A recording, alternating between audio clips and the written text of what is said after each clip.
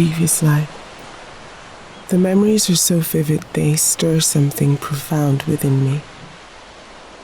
I often wonder who else or where else I've been in the past 200 years. The year was 1803. We were on a ship headed to our final destination. It was called Dunbar Creek, St. Simon's Island in Glynn County, Georgia. It was starting to get dark on this fateful day. We were captured, shackled and herded onto a pirate ship. The calm water betrayed the turmoil within us. The captain was a dusty white man, steering the boat as if he owned the world. Close by, a small group of us were chained and huddled together, fear and anger mixing in our eyes. At the stern of the ship, some of the crew, more dusty, grinning white slavers, had hung Ikem by his leg with a rope and pulley from the ship. They laughed and drank as he screamed in pain. They swung him back and forth, hitting him at will and letting his head hit the deck. Rage built within me, but I was helpless. I could only watch as the storm began to gather over us.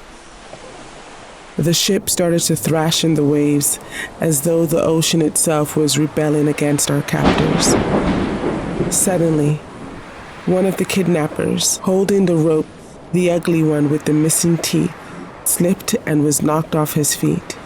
He hit his head on the rail as he was swept overboard.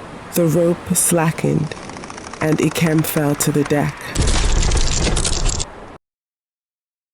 Without hesitation, he leapt up, a fury in his eyes I had never seen before.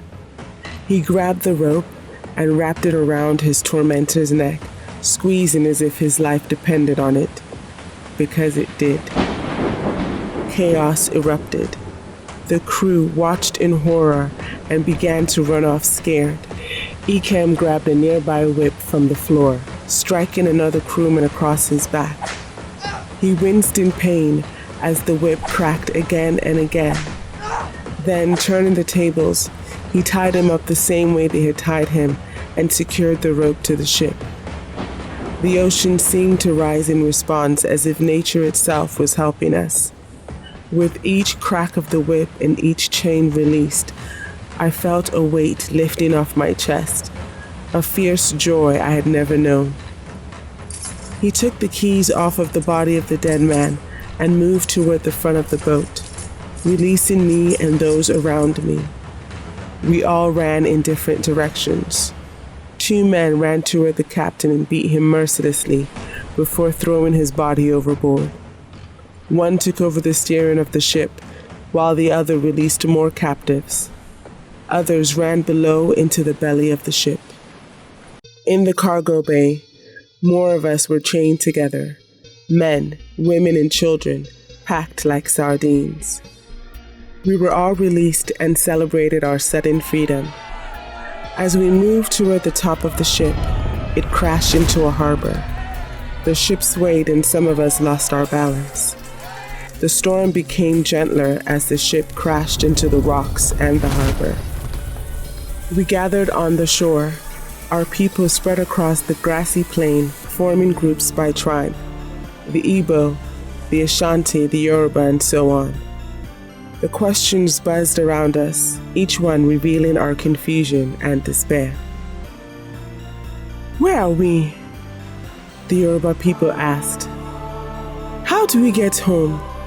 we, the Igbo, wondered. "Can we fix the boat?" the Ashanti debated. Our Igbo chief, Adako, a tall and athletically built woman who carried herself with the grace and authority of a well-respected leader, raised her voice above the noise. "Igbo kwenu," she called, her voice steady and full of fire. "Yeah," we responded, our voices rising together as one. "Igbo kwenu," she repeated. "Yeah," we responded again. "Kwenu kwezonu." "Yeah, yeah, yeah." We responded once more, then became silent as she spoke. Chief Adaku looked out at the sea, her eyes fierce. We will not be slaves in this place. Do you hear me? Water brought us here. Water will carry us back.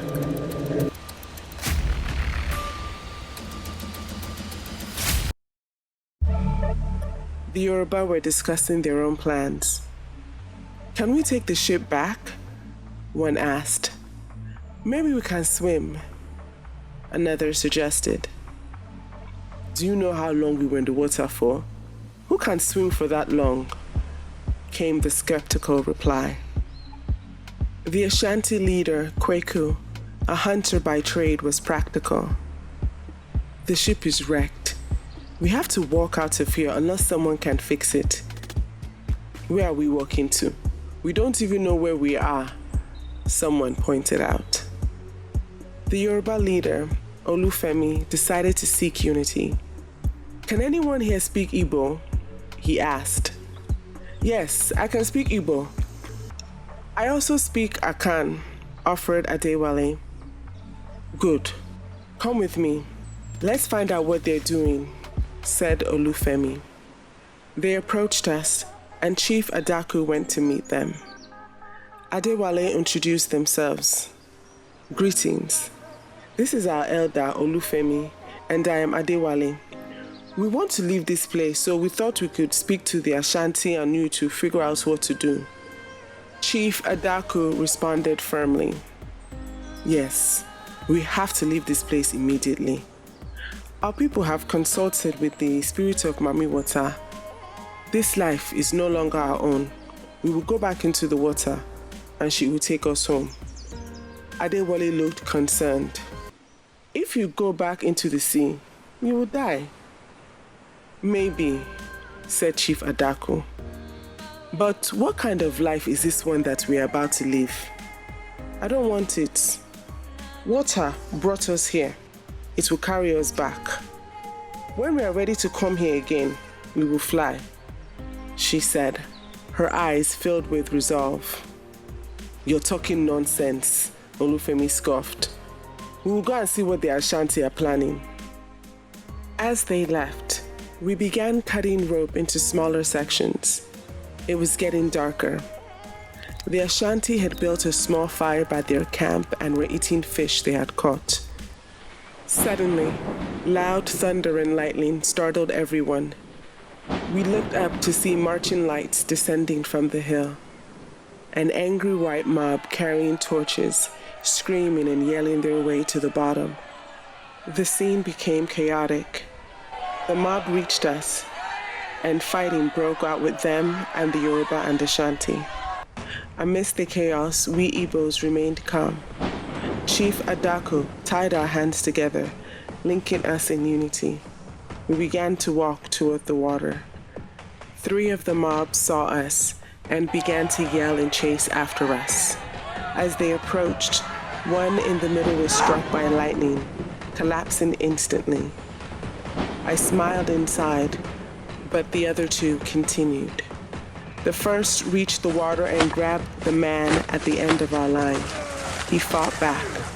There was a short struggle before he and the woman he was tied to used their rope to strangle the attacker. His body floated away, lifeless. The last one was terrified and ran back to join the rest of the mob. We began to sing, our voices rising above the storm, chanting songs that praised Mami Water. As we held hands moving toward the water, a calm descended over us. The sea opened up before us, revealing a path of descending steps that shimmered like starlight. At the end of it, I saw her, Mami Water, waiting with open arms, her presence radiating peace. As I stepped toward Mami Water, my fear dissolved, replaced by a feeling I hadn't known in this life. A sense of home, of return, as if the water itself was carrying me back to my beginning. Peace washed over me as I continued forward, unafraid. Just then, I jolted awake, back to the year 2024, in my Brooklyn apartment, drenched in sweat. My heart was pounding, and tears streamed down my face. The memories are so real, so vivid. I can still feel the cold embrace of the water, the weight of Chief Adaku's hand in mine, the chanting echoes faintly in my ears, lingering, even as I sat up in my bed. Water brought us here. Water will carry us back. Water brought us here. Water will carry us back. Water brought us here. Water will carry us back. Where is it coming from? I wondered. I took a deep breath, several in fact. It felt like a dream, but somehow I knew it was a memory. I glanced at the clock, 3:33 a.m., and I couldn't fall back asleep. Later that morning, my roommate Jada was there. She's a marketing director and a really good friend, and she noticed the dark circles under my eyes. Rough night? She asked, a hint of worry in her voice. Yeah, you could say that, I replied softly. Want to talk about it? She said. I hesitated. How could I explain something like this? It's just, sometimes it feels like there's a part of me that doesn't belong here. Bad dreams that feel like memories, and sometimes it all feels too real. She gave me a sympathetic look. You should see someone about these dreams, she said. You've been different lately, and I thought it was the breakup, but maybe it's more. They've really been affecting you a lot lately. Maybe, I said.